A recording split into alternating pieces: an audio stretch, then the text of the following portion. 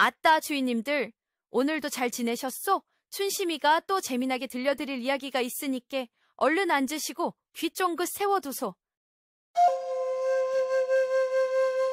그날 밤 한양의 하늘은 마치 거대한 먹물통을 엎지른 듯 시커멓기만 했습니다.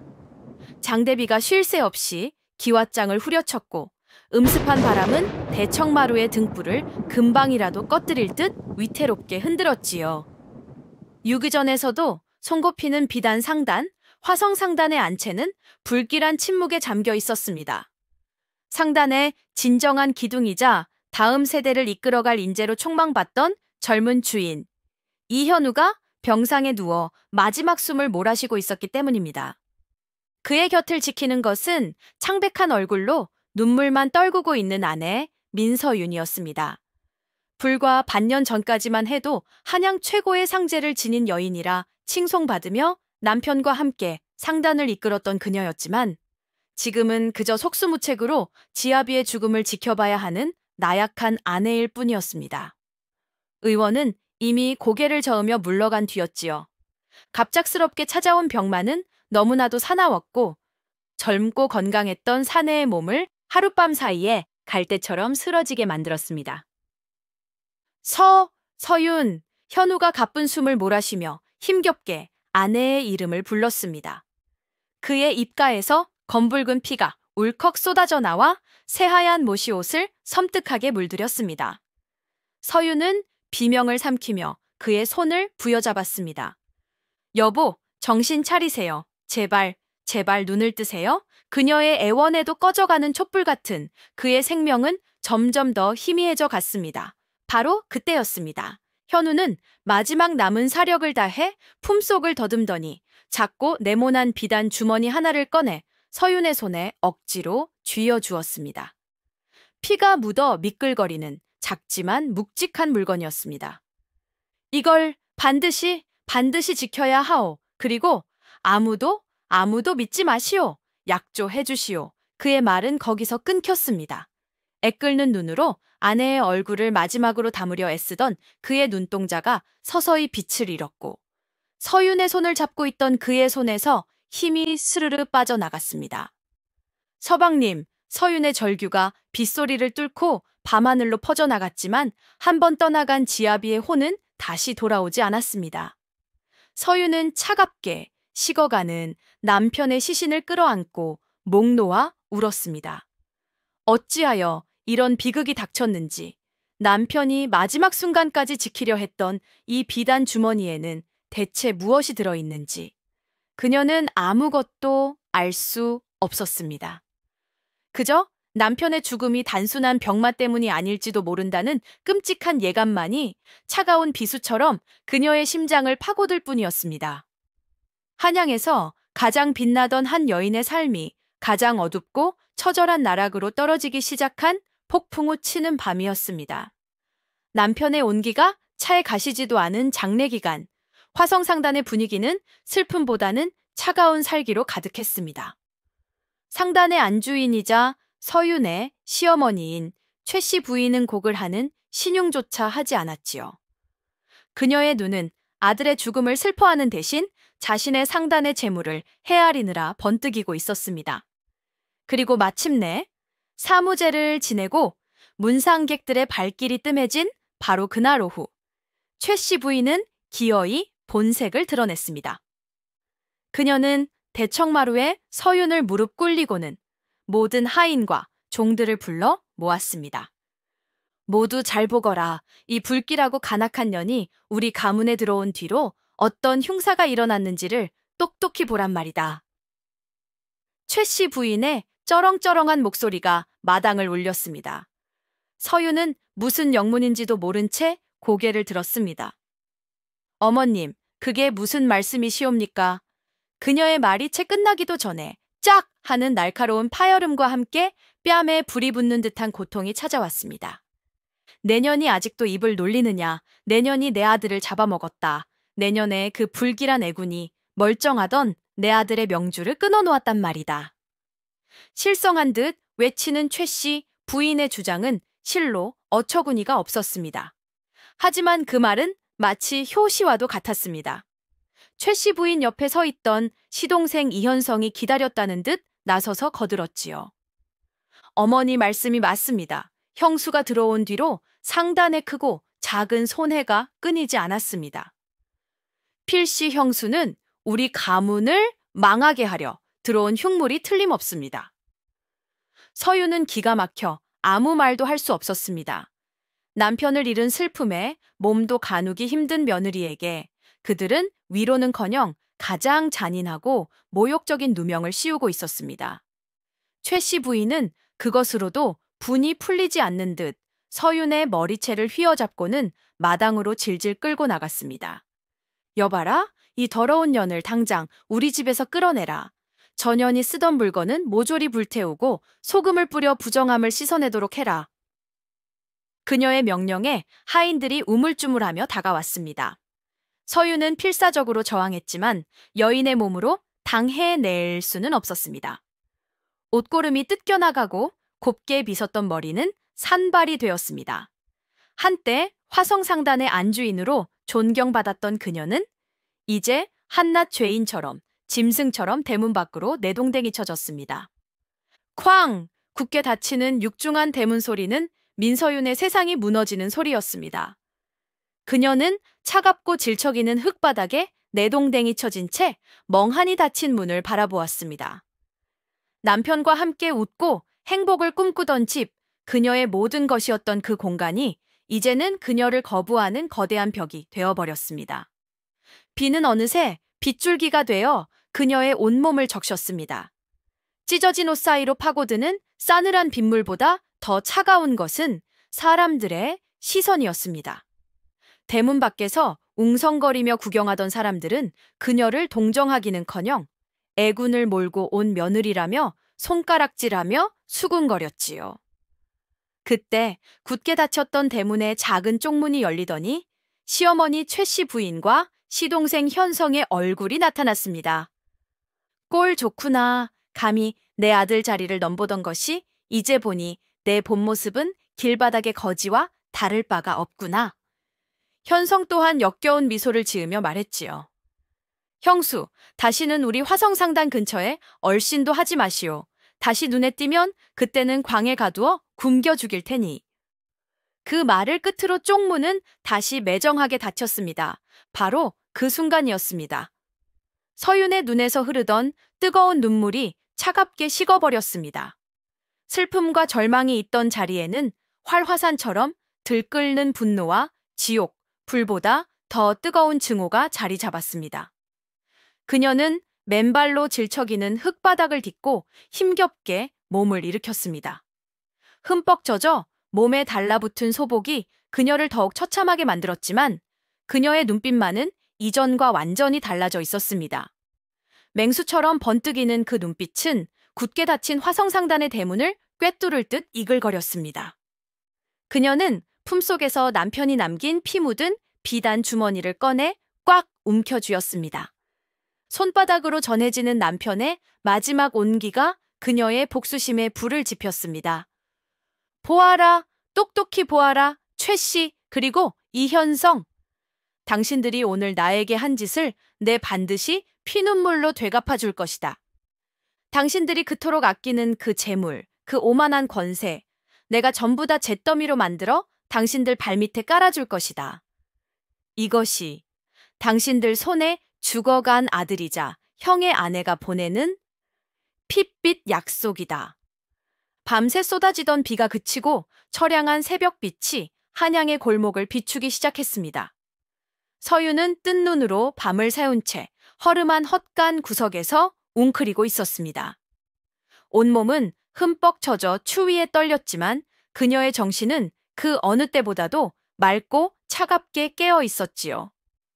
그녀는 품속에서 소중히 간직했던 비단 주머니를 꺼내 들었습니다. 남편의 피가 군데군데 묻어 검붉게 변해버린 그의 마지막 숨결이 담긴 유품이었습니다. 떨리는 손으로 주머니에 매듭을 풀자 그 안에서 나온 것은 돈이나 폐물이 아니었습니다. 그것은 아주 얇은 기름 종이에 깨알같이 적힌 수십 장의 종이 묶음이었습니다.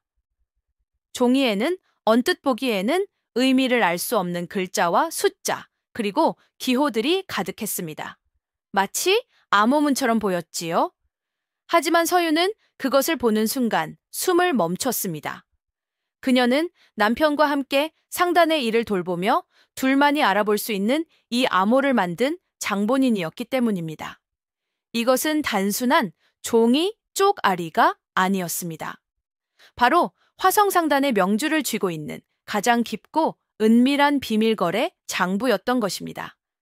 장부에는 화성상단이 지난 수년간 조정의 고관대작들에게 건넨 뇌물의 내역, 경쟁 상단을 무너뜨리기 위해 벌였던 비열한 공작들, 그리고 탈세를 위해 이중으로 작성한 가짜 장부의 원본까지 상단의 모든 치부가 고스란히 담겨 있었습니다. 심지어 주요 거래처들의 치명적인 약점과 그들을 길들이기 위해 사용했던 방법들까지 상세히 기록되어 있었지요. 서유는 그제야 남편의 마지막 말을 이해할 수 있었습니다. 현우는 이미 어머니와 동생의 탐욕과 배신을 예감하고 있었던 것입니다. 그는 자신이 잘못될 경우 홀로 남겨질 아내가 저들의 손에 무참히 짓밟힐 것을 알고 있었습니다. 그래서 그는 아내를 지킬 마지막 무기를 가장 안전한 방법으로 남겨주었던 것입니다. 아무도 믿지 마시오. 남편의 목소리가 귓가에 울리는 듯 했습니다. 그는 시어머니와 시동생뿐만 아니라 화성상단과 얽힌 그 누구도 믿지 말라고 경고한 것이었습니다. 이 장부의 존재가 알려지는 순간 서유는 화성상단뿐만 아니라 수많은 권력자들의 표적이 될 터였습니다. 서윤의 눈에서 뜨거운 눈물이 흘러내렸습니다. 이것은 남편이 남긴 사랑이자 동시에 잔인한 복수를 위한 칼날이었습니다. 이제야 당신의 깊은 뜻을 알겠습니다. 당신이 제게 남겨준 이 칼로 당신의 원수를 베고 당신이 지키고자 했던 화성상단을 저들의 손에서 되찾겠습니다. 지켜봐 주세요. 당신의 아내가 어떻게 복수하는지를. 남편이 남긴 이 치명적인 유산은 쫓겨난 며느리 민서윤을 가장 무서운 복수의 화신으로 다시 태어나게 할 힘의 원천이 될 것이었습니다. 새벽에 여명이 밝아오자 서윤은 헛간을 나섰습니다. 밤새 그녀를 짓누르던 슬픔과 절망은 간밤의 비에 씻겨 내린 듯 그녀의 얼굴에는 오직 냉철한 결심만이 남아 있었지요. 그녀의 발걸음은 저작거리를 향했습니다. 하지만 그녀가 향한 곳은 번화한 유기전이 아니라 가난한 피난민들이 모여 사는 초라한 운막촌이었습니다. 그곳에서 그녀는 밤새 품고 있던 남편의 비밀 장부를 불태웠습니다. 활활 타오르는 불길 속으로 화성상단의 모든 비밀이 한 줌의 재로 변해가는 것을 그녀는 무표정한 얼굴로 끝까지 지켜보았습니다. 하지만 이것은 포기가 아니었습니다. 모든 내용을 자신의 머릿속에 완벽하게 새겨 넣은 뒤 유일한 증거를 인멸하는 치밀한 시작이었습니다. 만약 이 장부가 남의 손에 들어간다면 복수는커녕 자신의 목숨부터 부지하기 어려울 터였습니다. 이제 화성상단의 비밀은 오직 그녀의 머릿속에만 존재하는 세상에서 가장 강력하고 안전한 무기가 된 것이지요. 제가 완전히 식자, 서유는 그 잿더미 앞에 조용히 무릎을 꿇었습니다. 여보, 당신이 남겨주신 유산은 이제 제 머릿속에, 제 심장 속에 영원히 살아있을 것입니다. 그녀는 타오르는 복수심을 차분히 가라앉히며 앞으로 나아갈 길을 그렸습니다. 그녀는 시어머니와 시동생을 관에 고발하여 한순간에 파멸시킬 수도 있었습니다. 장부의 내용을 몇 가지만 흘려도 그들은 역적으로 몰려 삼쪽이 멸할 수도 있었지요. 하지만 서유는 그런 쉬운 길을 택하지 않았습니다. 그런 복수는 너무나도 시시하고 그들이 자신에게 준 고통에 비하면 턱없이 부족했습니다. 그들은 돈 때문에 자신을 내쳤습니다. 돈 때문에 남편이자 아들의 죽음을 슬퍼할 겨를도 없이 재산 다툼에 눈이 멀었습니다. 그렇다면 그들에게 가장 고통스러운 복수는 바로 그 돈으로 심판하는 것이었습니다. 칼이 아닌 돈으로 복수하겠다. 당신들이 평생을 바쳐 쌓아 올리고 당신들의 목숨보다 더 귀히 여기는 그 부와 명성, 내가 한 푼도 남김없이 빼앗아 주겠다. 당신들이 가장 신뢰했던 거래처가 당신들에게 등을 돌리게 하고, 당신들이 굳게 믿었던 돈줄이 당신들의 목을 조르는 올가미가 되게 만들 것이다. 당신들이 가장 높은 곳에 올랐다고 생각하는 바로 그 순간, 가장 처참한 나락으로 떨어뜨려 내가 오늘 느낀 이 절망과 고통을 100배, 1000배로 되돌려주겠다. 복수를 결심했지만 지금의 서유는 빈손이었습니다. 당장 하룻밤 몸 누일 곳도 끼니를 걱정해야 하는 처지였지요. 거대한 화성 상단과 맞서기 위해서는 미천이 필요했습니다. 그녀의 머릿속에는 단 한 사람, 박만중이라는 이름이 떠올랐습니다. 그는 젊은 시절 서윤의 아버지와 함께 한양 상계를 주름잡았던 대고서상이었으나 지금은 모든 것을 잃고 저작거리에서 아이들에게 글이나 가르치는 늙은 훈장으로 칩거하고 있는 인물이었습니다. 아버지는 생전에 박만중을 사람의 그릇과 돈의 흐름을 귀신같이 읽어내는 진짜 상인이라 평하곤 했지요. 서유는 수소문 끝에 허름한 서책방 구석에서 아이들을 가르치고 있는 박만중을 찾아냈습니다. 그녀는 예를 갖추어 큰 절을 올리고는 자신의 기구한 사연과 복수를 결심하게 된 경위를 담담하게 털어놓았습니다. 그녀의 이야기를 듣는 내내 묵묵히 담뱃대만 빨고 있던 박만중은 서윤의 말이 끝나자 깊은 주름이 펜눈으로 그녀를 꿰뚫어 보듯 한참을 응시했습니다. 그의 눈빛은 늙고 흐렸지만 그 안에는 사람의 본질을 꿰뚫는 날카로운 빛이 숨어 있었습니다. 그래서 이 늙은이를 찾아와 무엇을 얻고 싶은 개냐? 복수를 위한 자금이라도 대달라는 것인가? 그의 목소리는 무뚝뚝했지만 왠지 모를 연민이 묻어 있었습니다. 서유는 고개를 저었습니다. 돈을 구걸하러 온 것이 아닙니다. 어르신께는 제 가능성을 증명해 보이고 제 복수를 지켜볼 증인이 되어 주십사 찾아왔습니다. 그녀의 당돌하지만 확신에 찬 대답에 박만중의 입가에 희미한 미소가 번졌습니다. 그는 품에서 엽전을 꺼내 서윤의 앞에 놓았습니다. 고작 국밥 한 그릇도 사 먹기 힘든 보잘것없는 돈이었습니다. 좋다, 내 눈빛이 마음에 드는구나. 죽은 내 아비의 눈을 꼭 닮았어. 박만중은 서윤에게 시험을 내렸습니다. 이 엽전으로 보름 안에 비단 한 필값을 벌어 내 앞에 가져오너라.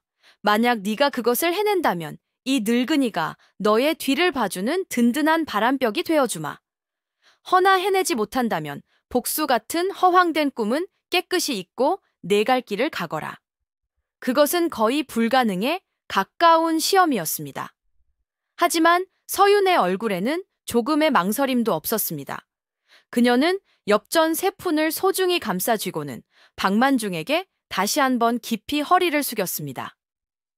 보름 뒤 반드시 비단 한 필과 함께 어르신을 다시 찾아뵙겠습니다. 서윤은 곧장 저작거리로 향했습니다. 보름 안에 비단 한 필값을 벌기 위해서는 정상적인 방법으로는 어림도 없었지요. 그녀는 남들보다 한 발 앞서, 아니 10발 앞서 시장의 흐름을 읽어야만 했습니다. 그녀의 머릿속에는 남편이 남긴 비밀 장부의 내용이 마치 거대한 지도처럼 펼쳐져 있었습니다. 그 중에서도 그녀가 주목한 것은 얼마 전 남편이 남해의 염전 주인과 비밀리에 맺었던 소금 독점 계약에 관한 기록이었습니다. 그리고 그녀는 기억해냈습니다. 어젯밤 자신을 흠뻑 적셨던 그 끔찍한 폭우를 말입니다. 그녀는 곧장 마포나루로 달려갔습니다. 그녀의 예상대로 밤새 내린 폭우로 강물이 불어나 남쪽으로 향하는 모든 뱃길이 끊겨 있었습니다. 사람들은 그저 며칠간의 불편함 정도로 생각했지만 서윤의 눈에는 거대한 돈의 흐름이 보였습니다. 뱃길이 막히면 한양으로 들어오는 소금의 공급이 완전히 끊기게 됩니다. 최소한 열흘 이상은 이런 상태가 지속될 터 그렇게 되면 한양의 소금값은 천정부지로 치솟을 것이 분명했습니다. 바로 이것이다. 서유는 조금의 망설임도 없이 자신이 가진 엽전을 털어 시전의 소금 가게로 달려갔습니다. 그녀는 가게 구석에 먼지를 뒤집어 쓴 채 쌓여있던 질 낮은 관겸을 헐값에 모두 사들였습니다. 가게 주인은 이런 소금을 뭐하러 사가는지 모르겠다며 혀를 찼지만 서유는 묵묵히 소금을 자루에 담을 뿐이었지요. 그녀의 예측은 정확했습니다. 이틀이 지나자 한양의 소금 재고가 바닥나기 시작했습니다. 사흘째 되던 날 소금값은 평소에 2배로 뛰었고 닷새가 되자 부르는 게 값일 정도로 귀한 물건이 되었습니다. 사람들은 소금을 구하지 못해 발을 동동 굴렀습니다. 서유는 그때까지 미동도 않고 기다렸습니다. 시장의 갈증이 최고조에 달했을 때를 노린 것이지요. 마침내 열흘째 되던 날 그녀는 자신이 사들였던 소금을 시장에 내놓았습니다. 그녀가 소금을 내놓자마자 상인들과 안악들이 구름대처럼 몰려들었습니다. 서유는 자신이 샀던 가격에 무려 20배에 달하는 값에 소금을 모두 팔아치웠습니다. 엽전 3푼이 순식간에 비단 10피를 사고도 남을 만큼의 거금으로 불어난 순간이었습니다. 소금 가게 주인은 뒤늦게 땅을 치며 후회했지만 이미 때는 늦었지요. 약속한 보름이 되기 닷새 전 서유는 가장 화려하고 값비싼 명주 비단 1필과 남은 돈이 담긴 묵직한 돈주머니를 들고 박만중을 찾아갔습니다. 그녀의 모습을 본 박만중은 아무 말 없이 그저 껄껄 웃을 뿐이었습니다. 그의 웃음 속에는 놀라움과 감탄, 그리고 죽은 친구의 딸에 대한 대견함이 가득 담겨 있었습니다. 서유는 마침내 자신의 능력을 스스로 증명해 보인 것입니다. 서윤이 보란 듯이 시험을 통과하자 박만중은 더 이상 그녀를 의심하지 않았습니다. 그는 자신이 평생을 모아두었던 숨은 재산과 과거에 연을 맺었던 상단의 인맥을 모두 서윤에게 내어주었지요.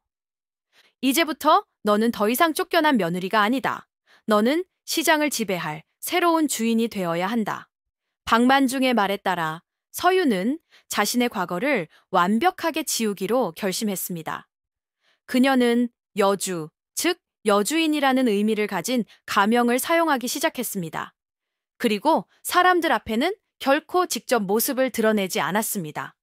항상 얼굴을 가리는 너울을 쓰고 대리인을 통해서만 거래를 했지요. 그녀의 정체는 철저히 비밀에 붙여졌습니다. 시장에는 순식간에 여주라는 신비로운 거상에 대한 소문이 퍼져나갔습니다. 그녀는 귀신 같은 정보력으로 시장의 흐름을 예측했고 과감하고 냉철한 판단력으로 손대는 사업마다 막대한 이익을 거두었습니다. 그녀의 첫 번째 목표는 정보였습니다. 그녀는 박만중의 도움을 받아 한양의 모든 길목과 주막, 기방에 자신의 정보원들을 심었습니다. 그들은 아주 사소한 소문부터 고관대작들의 은밀한 대화, 각 상단의 거래 동향까지 모든 정보를 수집하여 여주에게 보고했습니다. 남편이 남긴 비밀 장부의 내용은 이 정보들을 분석하고 진짜와 가짜를 구별하는 데 아주 중요한 열쇠가 되어 주었지요. 이렇게 모인 정보를 바탕으로 여주는 다음 투자를 결정했습니다. 가뭄이 들 것이라는 정보를 입수하면 남들보다 한 발 앞서 전국의 곡식을 사들였습니다. 북방 오랑캐와의 관계가 험악해질 것이라는 낌새를 눈치채면 전쟁에 필요한 약재와 무기 재료들을 독점했습니다. 그녀의 예측은 단 한 번도 틀린 적이 없었고 그녀의 자본은 눈던기처럼 불어났습니다. 불과 몇 달 만에 여주는 한양 상계에서 그 누구도 무시할 수 없는 거대한 세력으로 떠올랐습니다. 사람들은 그녀를 그림자 속의 산광이라 부르며 두려워하고 경외했습니다. 하지만 그 누구도 너울 속에 가려진 그녀의 진짜 얼굴이 얼마 전 비참하게 쫓겨났던 화성상단의 며느리 민서윤이라는 사실은 꿈에도 알지 못했습니다. 서윤이 여주라는 이름으로 힘을 키우는 동안 화성상단은 그야말로 거칠 것이 없는 전성기를 누리고 있었습니다. 상단의 주인이었던 현우가 사라지고 눈엣가시 같던 며느리 서윤까지 내쫓은 최씨 부인은 이제 상단의 모든 재물을 제 소나기에 넣었다고 생각했지요. 그녀는 아들 현성에게 상단의 대외적인 일을 맡기고 자신은 안방에 앉아 모든 것을 지시했습니다. 하지만 그들의 경영 방식은 신중하고 치밀했던 현우와는 완전히 달랐습니다. 그들은 오직 눈앞의 이익과 과시욕에만 눈이 멀어 있었습니다. 최씨 부인은 다른 상단들을 압도하기 위해 더욱 화려하고 사치스러운 연회를 열고 고관대작들에게 이전보다 더 많은 뇌물을 바쳤습니다. 무능한 현성은 아버지와 형의 후광을 믿고 시장 조사는커녕 주먹구구식으로 사업을 벌였습니다. 그들의 탐욕이 가장 크게 드러난 것은 바로 인삼무역이었습니다. 당시 인삼은 청나라와의 무역에서 가장 큰 이익을 남길 수 있는 품목이었지요. 하지만 그만큼 위험 부담도 컸습니다. 국경의 정세와 날씨, 그리고 청나라 상인들의 변덕까지 모든 것을 고려해야 하는 아주 어려운 사업이었습니다. 현우는 생전에 항상 신중하게 접근했지만 최씨 부인과 현성은 달랐습니다. 그들은 인삼무역으로 대박을 터뜨려 한양 최고의 거상이 되겠다는 허황된 꿈에 부풀어 상단의 거의 모든 자금을 끌어모아 인삼을 사들이기 시작했습니다. 그들은 빚을 내는 것조차 서슴지 않았습니다. 서윤, 아니 여주는 자신의 정보망을 통해 이 모든 상황을 손바닥 들여다보듯 훤히 꿰뚫어 보고 있었습니다. 그녀는 최씨 부인과 현성의 탐욕스러운 행보를 보며 차가운 미소를 지었습니다. 그들이야말로 스스로 무덤을 파고 있는 꼴이었습니다. 탐욕은 상인의 가장 큰 적이라 하셨지요, 아버님. 저들은 스스로 눈을 가리고 절벽을 향해 달려가고 있군요. 그녀는 박만중에게 담담히 말했습니다. 적이 스스로 실수를 저지를 때 그것을 이용하는 것이야말로 최고의 전략이었습니다. 화성상단이 인삼무역에 모든 것을 쏟아붓고 있다는 사실은 곧 다른 부분에는 아주 취약하다는 것을 의미했습니다. 그들의 거대한 몸집은 이제 단단한 성이 아니라 언제 터질지 모르는 비계 덩어리와도 같았습니다. 서윤은 복수의 칼을 갈았습니다. 그녀는 화성상단이 가장 높이 날아오르기를 가장 큰 탐욕에 취해 있기를 기다렸습니다. 높이 올라간 자일수록 떨어질 때 더 고통스러운 법이니까요. 화성상단의 탐욕은 서윤에게 더할 나위 없이 좋은 복수의 기회를 제공하고 있었습니다. 복수의 때는 무르익었습니다. 여주라는 이름의 서윤은 마침내 화성상단을 향해 첫 번째 칼을 뽑아들었습니다. 그녀의 목표는 화성상단이 야심차게 추진하고 있는 인삼무역이었습니다. 하지만 그녀는 어리석게 인삼시장에서 직접 경쟁하는 방식을 택하지 않았지요. 그것은 너무 뻔하고 자칫 자신의 정체가 드러날 위험도 있었습니다. 그녀는 훨씬 더 교묘하고 치명적인 방법을 선택했습니다. 바로 인삼의 보조약재 시장을 공략하는 것이었습니다. 청나라에 인삼을 수출할 때는 인삼의 효능을 보존하고 상품 가치를 높이기 위해 감초, 대황, 당귀 같은 여러 가지 약재들을 함께 가공하여 포장해야만 했습니다. 이것들은 인삼에 비하면 값도 싸고 눈에 잘 띄지 않는 것들이라 최씨 부인과 현성은 미처 신경 쓰지 못하고 있었지요. 그들은 오직 비싼 인삼을 사 모으는 데에만 혈안이 되어 있었습니다. 여주는 자신의 막대한 자본을 풀어 시장에 유통되는 거의 모든 감초와 대황, 당귀를 닥치는 대로 사들였습니다. 그녀는 평소 가격보다 두세 배 높은 값을 쳐주며 물건을 매입했기에 전국의 약재상들은 신이 나서 자신들의 재고를 모두 여주에게 팔아치웠습니다. 불과 한 달 만에 한양의 약자의 시장은 씨가 마르다시피 했습니다. 뒤늦게 사태의 심각성을 깨달은 것은 화성상단이었습니다. 그들은 수만 근의 인삼을 창고에 쌓아두고도 함께 포장할 보조 약재를 단 한 뿌리도 구할 수 없게 된 것입니다. 청나라 상인들과 약속한 선적 날짜는 다가오는데 물건을 만들 수가 없으니 발만 동동 구를 수밖에 없었지요. 최 씨 부인은 길길이 날뛰었고 현성은 약재를 구하기 위해 사방으로 뛰어다녔지만 허사였습니다. 시장의 모든 약재는 여주라는 신비의 거상이 모두 싹쓸이해 갔다는 소문만 무성할 뿐이었습니다. 결국 화성상단은 울며 겨자 먹기로 여주의 대리인을 찾아가 약재를 팔아달라고 애원해야 하는 처지가 되었습니다. 여주는 기다렸다는 듯 자신이 사들였던 가격에 무려 10배에 달하는 엄청난 가격을 불렀습니다. 상도일을 무시한 횡포였지만 화성상단에게는 선택의 여지가 없었습니다. 그들은 뼈를 깎는 심정으로 거금을 지불하고 약재를 구입해야만 했지요. 이번 거래로 화성상단은 인삼무역으로 벌어들일 이익의 대부분을 토해내야 했습니다. 상단은 막대한 손해를 입었고 재정 상태에 처음으로 심각한 균열이 생겼습니다. 이것이 바로 서윤이 날린 첫 번째 칼날이었습니다. 그녀는 피 한 방울 묻히지 않고 오직 돈의 흐름을 조종하는 것만으로 화성상단의 심장에 보이지 않는 깊은 상처를 입힌 것입니다. 한양 상계는 여주의 무서운 수완에 혀를 내둘렀지만 그 누구도 이 공격이 오직 화성상단만을 겨냥한 치밀한 복수의 시작이었음을 알지 못했습니다. 첫 번째 공격으로 화성상단의 자금줄에 상처를 입힌 서윤은 쉴 틈을 주지 않고 두 번째 공격에 나섰습니다. 그녀의 다음 목표는 상단의 재물이 아닌 상인의 목숨과도 같은 신용이었습니다. 상거래는 결국 사람과 사람 사이의 믿음을 바탕으로 이루어지는 것이지요.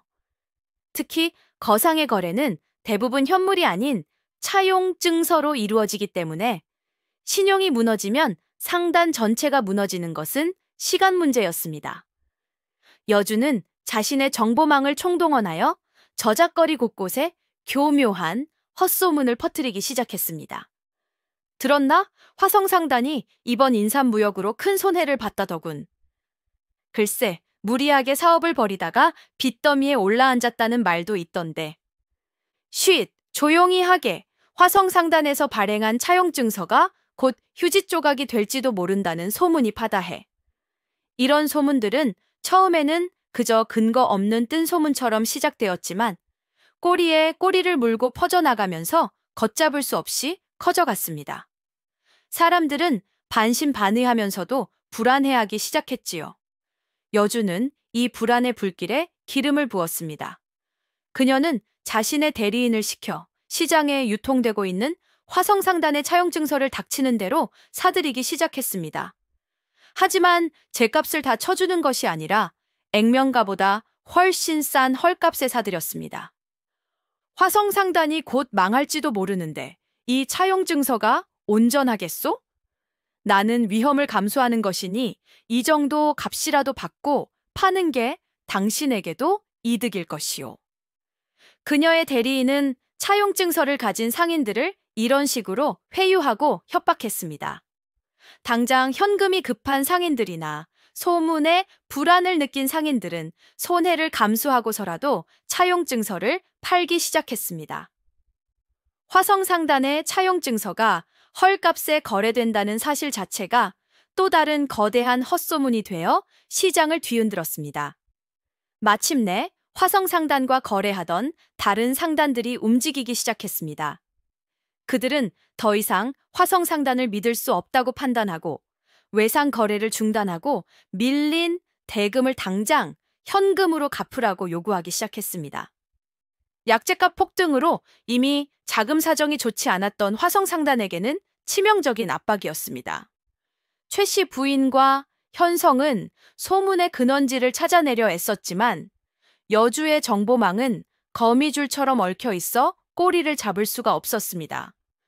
그들은 사태를 수습하기 위해 고군분투했지만 한번 무너지기 시작한 신용은 둑이 터진 강물처럼 걷잡을 수가 없었습니다. 이제 화성상단은 돈이 있어도 거래를 할 수 없는 상인으로서 사형 선고를 받은 것과 다름없는 처지가 되어버렸습니다.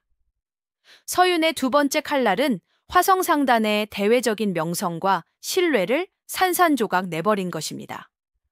화성상단의 대외적인 신용을 무너뜨린 서윤의 다음 목표는 상단의 내부를 좀먹어 들어가는 것이었습니다. 밖에서 아무리 흔들어도 안이 단단하면 버틸 수 있지만 안에서부터 썩기 시작하면 거대한 성도 쉽게 무너지는 법이지요. 그리고 그 내부를 무너뜨릴 가장 약한 고리는 바로 무능하고 질투심 많은 시동생 이현성이었습니다. 현성은 형의 그늘에 가려 항상 열등감에 시달려 왔습니다.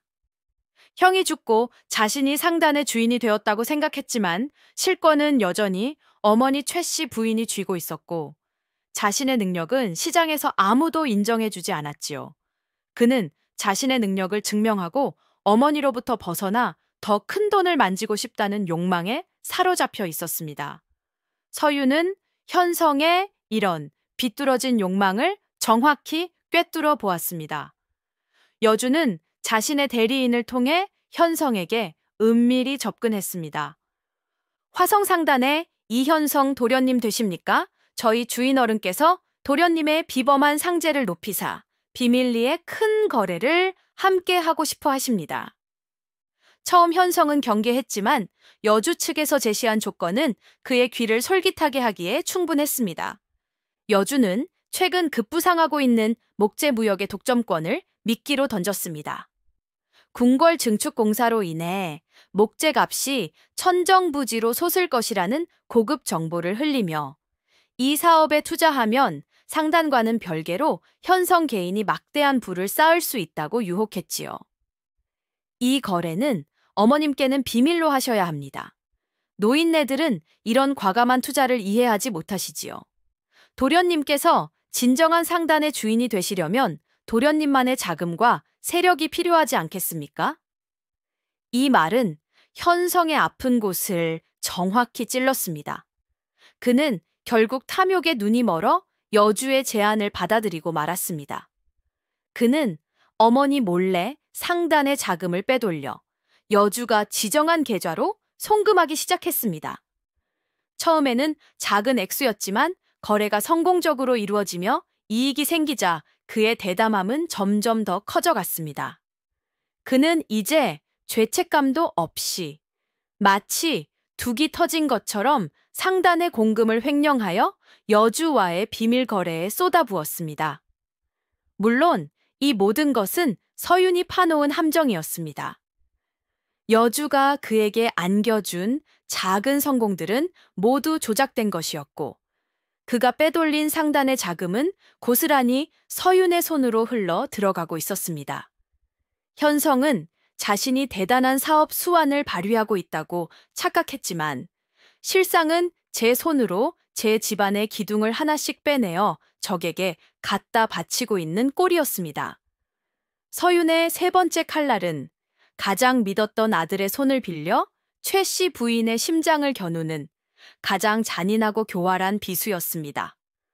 화성상단이 내부에서부터 썩어 문드러지는 동안 서윤은 마지막 결정타를 준비하고 있었습니다. 그것은 바로 화성상단의 근본이자 그들의 자존심인 비단 사업의 숨통을 완전히 끊어버리는 것이었지요. 화성상단이 한양 최고의 상단으로 군림할 수 있었던 이유는 바로 최고 품질의 명주 비단을 독점적으로 생산하고 유통할 수 있었기 때문입니다.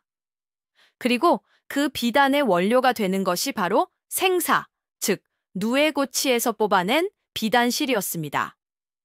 서윤은 그동안 벌어들인 막대한 자본의 대부분을 이 생사 유통을 장악하는 데 쏟아부었습니다.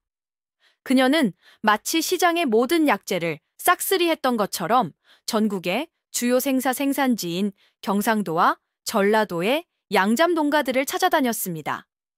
그리고는 그들이 생산하는 모든 생사를 앞으로 3년치까지 시세보다 훨씬 높은 가격에 미리 사들이는 계약을 맺어버렸습니다.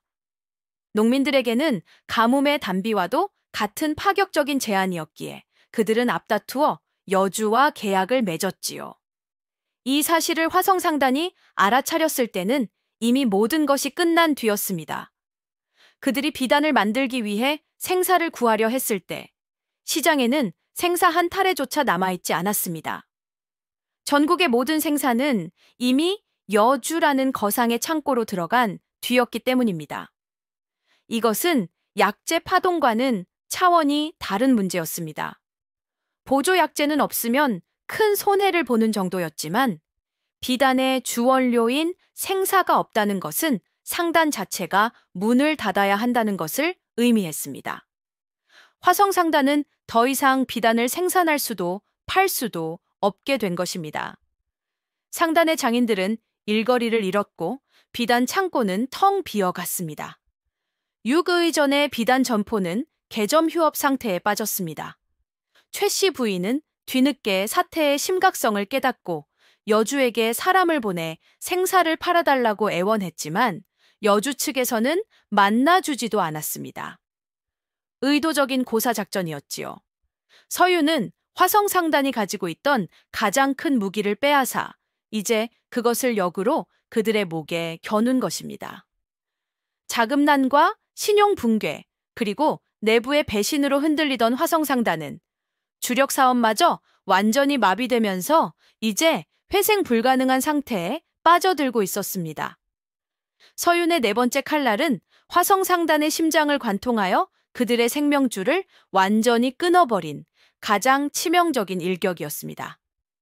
이제 남은 것은 천천히 피를 흘리며 쓰러져가는 원수의 마지막 모습을 지켜보는 것뿐이었습니다.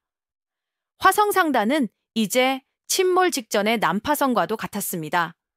자금은 바닥났고 신용은 땅에 떨어졌으며 주력 사업인 비단길은 완전히 막혀버렸습니다. 매일같이 빚쟁이들이 대문 앞에서 아우성을 쳤고 한때 문전성시를 이루던 상점은 파리만 날리고 있었지요. 최 씨 부인은 평생을 바쳐 쌓아 올린 모든 것이 모래성처럼 무너져 내리는 것을 속수무책으로 지켜봐야만 했습니다. 그녀는 백방으로 돈을 구하려 뛰어다녔지만 이미 망해가는 상단이라는 낙인이 찍힌 그들에게 돈을 빌려주는 이는 아무도 없었습니다. 아들 현성은 자신이 상단의 자금을 빼돌린 것이 탈로 날까봐 전전긍긍하며 매일 밤 술에 취해 비틀거릴 뿐 아무런 도움이 되지 못했습니다. 절망의 나라까지 떨어진 최 씨 부인의 귀에 마지막 희망과도 같은 소문이 들려왔습니다. 바로 최근 몇 달 사이에 해성처럼 나타나 한양상계를 뒤흔들고 있는 신비의 거상, 여주에 대한 이야기였습니다. 그녀는 막대한 자금력과 신묘한 정보력으로 손대는 사업마다 성공시키는 그야말로 황금의 손을 가진 인물이라는 것이었지요. 지금 화성상단을 구제할 수 있는 사람은 한양에서 여주나리 한 분뿐입니다. 상단의 늙은 행수는 눈물로 호소했습니다. 파산 직전에 몰린 최 씨 부인에게는 다른 선택의 여지가 없었습니다. 그녀는 마지막 남은 자존심마저 내던지고 여주를 만나 자비를 구하기로 결심했습니다. 하지만 여주는 결코 모습을 드러내지 않는 인물로 유명했지요. 최 씨 부인은 수소문 끝에 여주의 대리인과 겨우 연이 닿았고 며칠 밤낮으로 문전에서 기다리며 만나주기를 애원했습니다. 마침내 그녀의 간청이 닿았는지 여주가 그녀를 만나주겠다는 전갈이 왔습니다. 최 씨 부인은 한낱 지푸라기라도 잡는 심정으로 약속 장소인 한적한 정자로 향했습니다. 정자 안에는 고운 비단 너울로 얼굴을 가린 여인이 홀로 앉아 차를 마시고 있었습니다. 그 압도적인 기품과 조용한 위엄에 최 씨 부인은 저도 모르게 기가 죽었습니다. 그녀는 체면도 있고 그 앞에 엎드려 울며 애원하기 시작했습니다. 여주나리, 부디 저희 화성상단을 살려주십시오. 나리께서 저희를 도와주신다면 저는 평생 나리의 종이 되어서라도 그 은혜를 갚겠습니다. 그녀는 이 신비로운 거상이 자신의 상단을 구원해줄 유일한 돈가줄이라고 굳게 믿었습니다. 최 씨 부인이 바닥에 엎드려 비굴하게 애원하는 모습을 너울 속의 서유는 차가운 눈으로 지켜보고 있었습니다. 한때 하늘처럼 떠받들던 시어머니가 이제는 자신의 발밑에서 목숨을 구걸하고 있는 꼴이었습니다. 통쾌함보다는 인간의 탐욕이 빚어낸 비극에 대한 깊은 허무함이 먼저 밀려왔지요. 하지만 복수는 아직 끝나지 않았습니다. 서유는 나지막하고 차분한 목소리로 입을 열었습니다. 그녀의 목소리는 일부러 평소와 다르게 낮게 변조되어 있었기에 최 씨 부인은 아무것도 눈치채지 못했습니다. 고개를 드시오, 부인. 화성상단의 안주인께서 이리 땅바닥에 엎드려 있는 모습은 보기 좋지 않군요. 최 씨 부인은 그 말에 희망을 느끼고 황급히 고개를 들었습니다. 그녀의 눈에는 눈물과 콧물이 뒤범벅이 되어 있었지요. 여주나리, 정말 저희를 도와주시겠습니까? 도와드리지요? 하지만 그 전에 한 가지 여쭐 것이 있습니다. 서유는 잠시 말을 끊고 찻잔을 들어 향을 음미했습니다. 그리고는 마치 아무것도 아니라는 듯 툭 던지듯 물었습니다. 부인께서는 며느님을 내쫓으신 것을 후회하십니까? 예상치 못한 질문에 최 씨 부인의 얼굴이 순간 굳어졌습니다. 하지만 그녀는 이내 자신의 처지를 깨닫고 억지 눈물을 흘리며 대답했지요. 후회하고 말고요. 제가 잠시 정신이 나가 미친 짓을 했습니다. 그 아이는 참으로 착하고 현명한 아이였는데 제가 큰 죄를 지었습니다. 다시 만날 수만 있다면 무릎 꿇고 사죄하고 싶습니다. 그녀의 입에서 나온 말은 상황을 모면하기 위한 역겨운 거짓말이었습니다. 바로 그 순간 서유는 천천히 손을 들어 얼굴을 가리고 있던 너울을 벗었습니다. 너울이 벗겨지고 그 아래에서 드러난 얼굴. 그것은 바로 자신이 저주하며 내쫓았던 며느리 민서윤의 얼굴이었습니다. 하지만 예전의 유순하고 착한 며느리의 모습은 온데간데 없었습니다. 그 자리에는 냉철한 분노와 경멸이 서린 낯설고 두려운 여인의 얼굴만이 남아 있었지요. 어찌 네가 왜 여기에? 최 씨 부인은 마치 귀신이라도 본 사람처럼 말을 더듬으며 뒷걸음질 쳤습니다. 그녀의 눈은 공포와 충격으로 터질 듯이 커졌습니다. 한양상계를 뒤흔들던 신비의 거상 여주가 바로 자신이 벌레처럼 짓밟았던 며느리였다는 끔찍한 진실을 그녀는 도저히 감당할 수 없었습니다. 서유는 얼음처럼 차가운 미소를 지으며 자리에서 천천히 일어섰습니다. 그리고는 경악에 빠진 시어머니에게 한 걸음씩 다가서며 지옥의 사자처럼 나지막이 속삭였습니다. 어머님, 이제야 저를 알아보시겠습니까? 후회하신다 하셨지요? 다시 만나면 사죄하고 싶다 하셨지요? 자, 이제 그 약속을 지키실 시간입니다. 최 씨 부인은 눈앞의 현실을 부정하려는 듯 미친 사람처럼 고개를 저었습니다. 아니다, 아닐 것이다. 이건 꿈이야. 요망한 것이 감히 나를 희롱하는구나. 그녀의 발악에 가까운 외침에도 서윤의 얼굴에는 표정 변화가 없었습니다. 그녀는 품에서 날고해진 차용증서 뭉치를 한가득 꺼내 최 씨 부인의 눈앞에 던졌습니다. 그것은 모두 화성상단이 발행한 차용증서들이었습니다. 최 씨 부인이 어리둥절한 눈으로 그것을 바라보자 서유는 잔인한 미소를 지으며 말했지요. 어머님께서 상단을 구하기 위해 애쓰시는 동안 저는 시장에 풀린 화성상단의 차용증서들을 헐값에 모두 사들였습니다. 어머님께는 마지막 구원의 동아줄처럼 보였겠지만 사실은 어머님의 목을 조를 올감이었던 셈이지요. 서윤의 말이 무슨 뜻인지 깨달은 순간 최 씨 부인의 얼굴에서 핏기가 완전히 가셨습니다.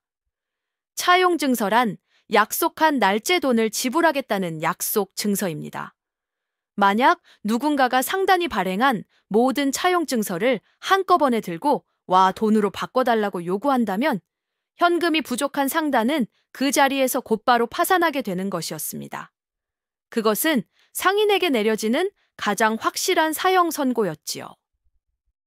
이제 아시겠습니까, 어머님? 구원을 청하러 오셨다고요? 천만에요. 어머님께서는 제 말로 당신의 파멸을 확인하러 오신 겁니다. 서유는 자신의 대리인에게 눈짓을 했습니다. 대리인은 기다렸다는 듯 정자 밖에서 대기하고 있던 수십 명의 장정들을 이끌고 나타났습니다. 그들의 손에는 모두 화성상단의 차용증서가 한 뭉치씩 들려 있었지요.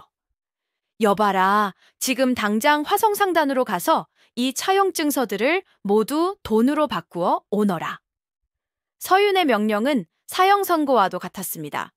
최 씨 부인은 그 자리에 힘없이 주저앉았습니다. 모든 것이 끝났음을 직감한 것이지요. 그녀는 자신이 얼마나 어리석었는지, 자신이 내쫓은 며느리가 얼마나 무서운 존재가 되어 돌아왔는지를 뼈저리게 깨달았습니다. 그녀는 텅 빈 눈으로 서윤을 올려다보며 마지막 힘을 쥐어짜듯 물었습니다. 어찌하여 일이 잔인한 것이냐. 그래도 한때는 내 시험이었다. 서윤은 그런 그녀를 차갑게 내려다보며 마지막 일격을 가했습니다.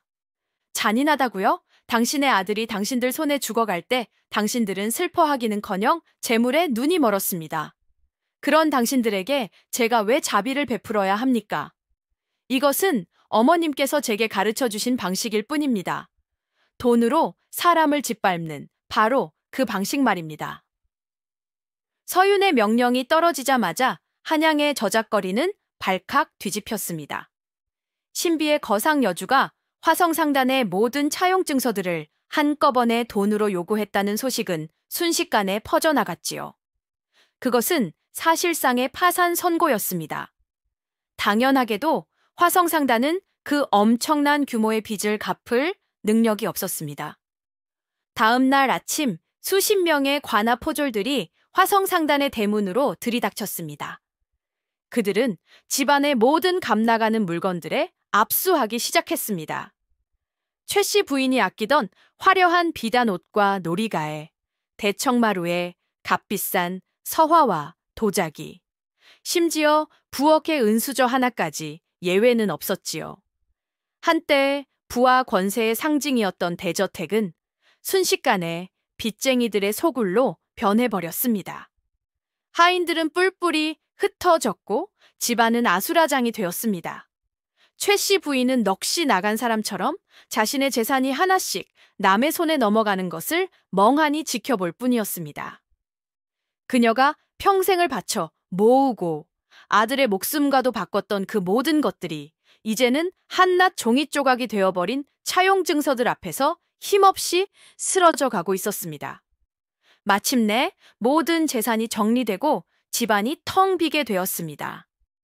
화려했던 가구들이 있던 자리에는 먼지 쌓인 흔적만이 흉터처럼 남았고 텅 빈 공간에는 을씨년스러운 바람만이 맴돌았지요. 최 씨 부인은 마지막 남은 누더기 옷 한 벌만을 걸친 채 텅 빈 대청마루에 홀로 앉아 있었습니다. 그때 서윤이 홀로 그곳을 찾아왔습니다. 그녀는 예전의 그 초라한 모습이 아닌 한양 최고의 거상 여주의 위엄 있는 모습으로 이제는 자신의 소유가 된 그 집의 문턱을 넘어섰습니다. 서윤은 아무 말 없이 실성한 듯 앉아있는 최 씨 부인의 앞에 섰습니다. 그리고는 그녀가 예전에 자신을 내쫓았던 바로 그 자리, 굳게 닫혔던 대문 앞을 가리켰습니다. 최 씨 부인은 서윤의 손끝을 따라 자신이 서윤을 내동댕이 쳤던 바로 그 흙바닥을 바라보았습니다.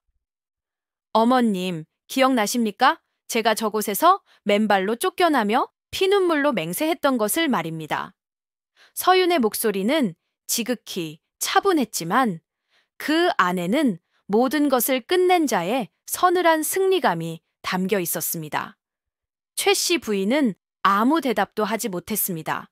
아니, 할 수 없었습니다.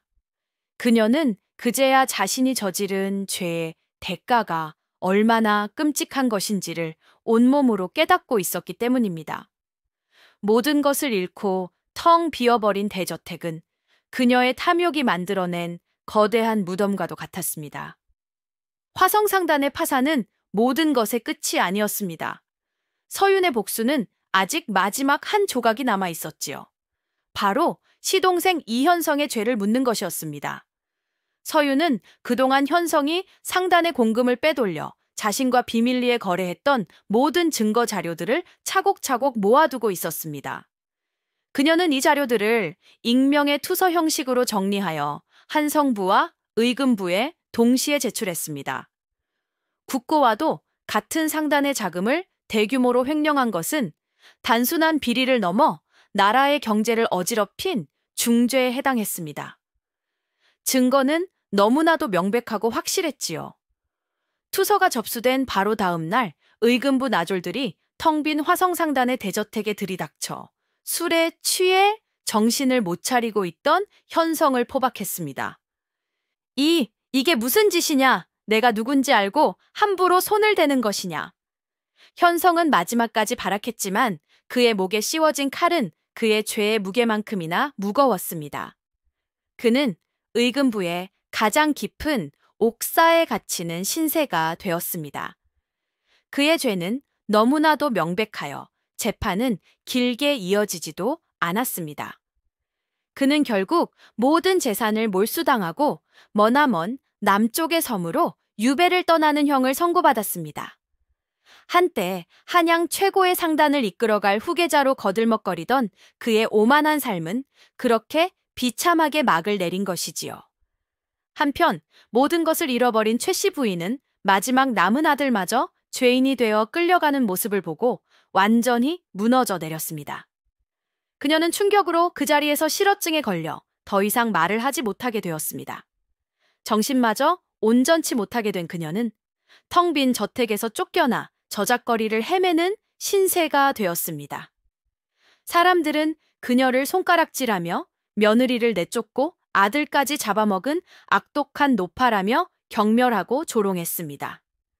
그녀는 자신이 서윤에게 했던 것과 똑같은 방식으로 세상의 모든 이들에게 버림받고 멸시당했습니다. 결국 그녀는 어느 추운 겨울날 자신이 서윤을 내쫓았던 바로 그 화성상단의 대문 앞에서 굶주림과 추위에 지쳐 조용히 숨을 거두었습니다. 그녀의 비참한 최후를 슬퍼하는 이는 아무도 없었습니다. 모든 것은 그들이 뿌린 업보의 씨앗이 맺은 당연한 결과였습니다. 서윤은 그들의 마지막을 멀리서 조용히 지켜보았습니다. 그녀의 마음에는 통쾌함도 슬픔도 없었습니다. 그저 모든 것이 제자리로 돌아갔다는 깊고 고요한 안도감만이 남아 있을 뿐이었습니다. 지독했던 복수의 칼날은 마침내 제 역할을 다하고 칼집으로 돌아간 것입니다.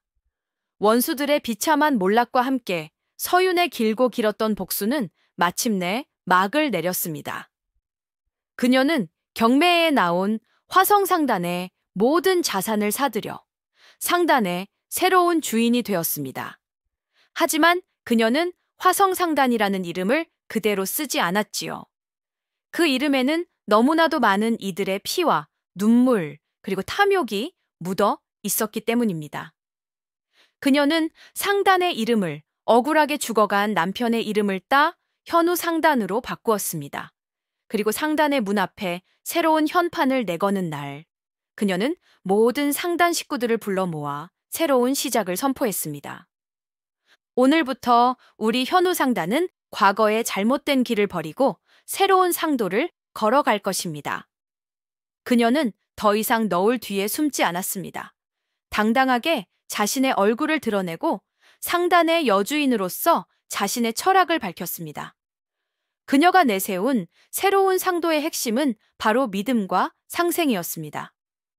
상인의 이익은 속임수와 독점에서 나오는 것이 아니라 굳건한 믿음과 함께 나누는 마음에서 비롯되는 것입니다. 우리는 단기적인 이익을 위해 믿음을 저버리지 않을 것이며 우리만 배부르기 위해 다른 작은 상단들을 짓밟지 않을 것입니다. 우리는 함께 커나가고 함께 나누며 시장 전체를 풍요롭게 만드는 상단이 될 것입니다. 그녀의 선언은 한양 상계에 신선한 충격을 주었습니다. 이전까지의 상인들은 오직 자신의 이익을 위해 서로를 속이고 짓밟는 것이 당연하다고 여겨왔기 때문입니다. 처음에는 많은 이들이 그녀의 말을 비웃었지만 서유는 묵묵히 자신의 길을 걸었습니다. 현우 상단은 거래처와의 약속을 목숨처럼 지켰고 어려운 처지에 놓인 작은 상단들을 도왔으며 벌어들인 이익의 일부를 가난한 백성들을 위해 나누었습니다. 그녀의 진심은 곧 시장의 믿음으로 돌아왔습니다. 전국의 모든 상인들이 현우 상단과 거래하기를 원했고 그녀의 상단은 예전의 화성 상단과는 비교할 수 없을 정도로 크고 단단하게 성장해 나갔습니다. 그녀는 복수를 통해 모든 것을 파괴했지만 그 폐허 위에서 더 올바르고 튼튼한 새로운 성을 쌓아 올린 것입니다. 그것은 죽은 남편의 명예를 되찾는 일이자 그가 진정으로 원했던 상단의 모습을 완성하는 일이기도 했습니다. 그녀는 자신의 아픔을 더 큰 가치로 승화시킨 새로운 시대를 이끄는 진정한 상인으로 거듭난 것입니다. 세월이 흘러 민서윤의 이름은 한양을 넘어 조선팔도 전체의 전설처럼 퍼져나갔습니다. 그녀가 이끄는 현우 상단은 단순한 비단 상단을 넘어 조선의 경제 자체를 움직이는 거대한 힘이 되었습니다. 그녀는 막대한 부를 쌓았지만 결코 그것을 자신만을 위해 사용하지 않았지요. 그녀는 굶주리는 백성들을 위해 구휼미를 풀었고 재능 있는 젊은이들이 공부할 수 있도록 서원을 세웠으며 새로운 기술을 개발하는 장인들을 후원했습니다. 그녀의 부는 나라를 더욱 풍요롭게 만들었고 그녀의 지혜는 어지러운 시장에 질서를 바로 세웠습니다. 때때로 그녀는 홀로 이제는 자신의 소유가 된 옛 화성상단의 대청마루에 앉아 남편의 위패를 바라보곤 했습니다. 그녀의 얼굴에는 이제 복수심의 그늘 대신 평온하고 따뜻한 미소가 자리 잡고 있었지요. 보고 계십니까? 당신이 꿈꾸던 세상, 당신이 만들고 싶어 했던 상단의 모습을 제가 이렇게 이루어가고 있습니다. 그녀는 복수를 위해 상도가 아닌 다른 길을 걸었지만 그 복수의 끝에서 결국 가장 올바른 상도를 찾아낸 것입니다. 그녀의 삶은 억울하게 모든 것을 잃었던 한 여인이 어떻게 자신의 운명을 개척하고 시대를 이끄는 위대한 인물로 성장할 수 있는지를 보여주는 산증거가 되었습니다. 그녀는 칼이 아닌 돈으로 복수했고 그 복수를 넘어 더 큰 세상을 품었습니다. 훗날 사람들은 이야기했습니다. 진정한 복수란 모든 것을 파괴하는 것이 아니라 폐허 위에서 더 위대한 것을 창조해내는 것이라고 말입니다. 그리고 그 살아있는 전설이 바로 한양의 여주 민서윤이었습니다. 그녀의 이야기는 억울하게 쓰러져간 남편의 명예를 되찾았을 뿐만 아니라 스스로의 운명을 개척한 모든 상인들의 가슴 속에 영원한 등불로 남게 되었습니다.